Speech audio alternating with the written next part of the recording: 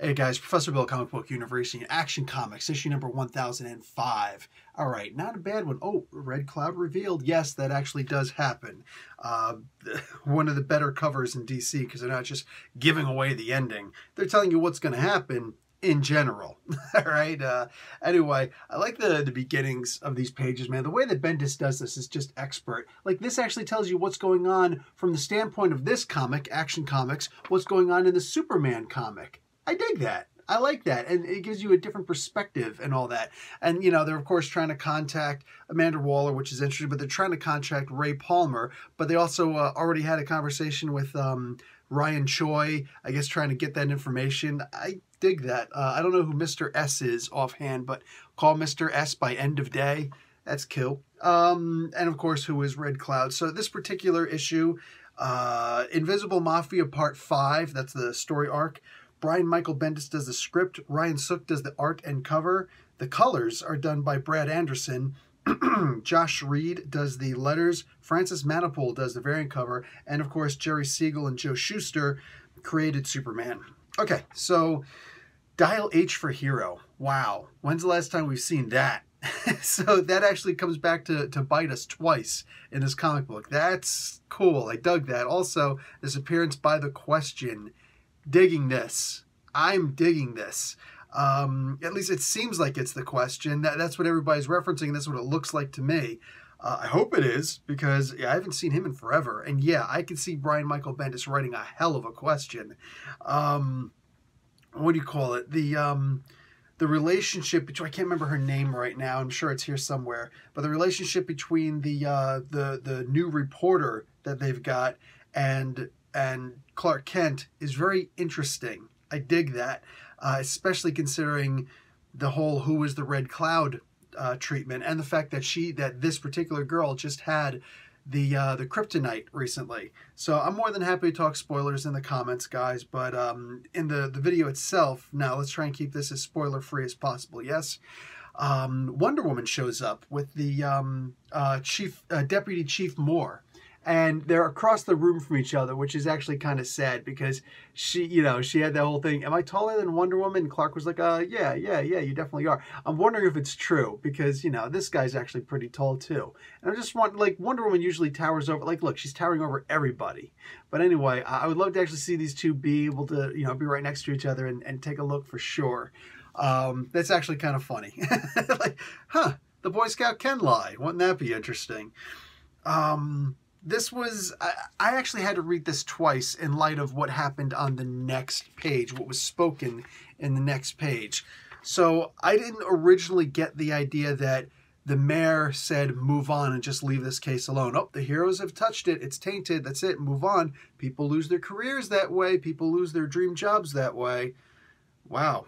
So I didn't get that he was saying, leave the case. I originally thought he was saying, no, when the heroes touch it, it's bad. So get the heroes off the case and figure this out for yourself. That I can understand. And then he's a good mayor. He makes sense, I know this is a world where the people love their heroes, but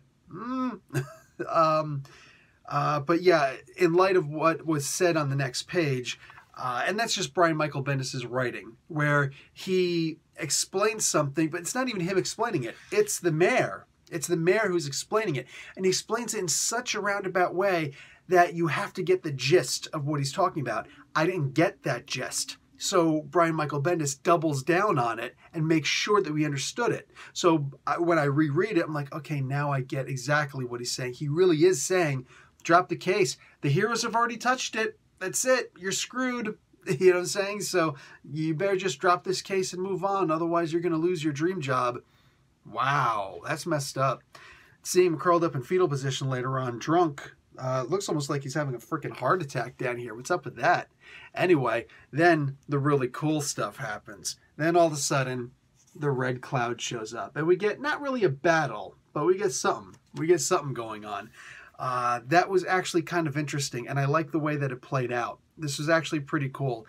It was gutsy on Red Cloud's part, really gutsy, but seems to have paid off at first. Superman did get away, but I like how this happened. This is how escalation works, right? You go out and you do a bumbling job of robbing the bank, but everybody else there is an idiot. They've never dealt with a bank robbery before. There's new people, whatever. It just happens to be one of those really bad moments for them. And they get over on robbing the bank. So what happens now? Oh, now they get all sorts of, what do you call it? More, they get braver, you know what I'm saying? And they start thinking that they can do more. So it's like, oh, let's go rob another bank. And sometimes they might even start off with robbing the bank. They probably started off with like picking, what do you call it? Shoplifting, something small like that. Then went on to picking pockets. Then went on to actual mugging, and then got to the point of let's go rob a bank,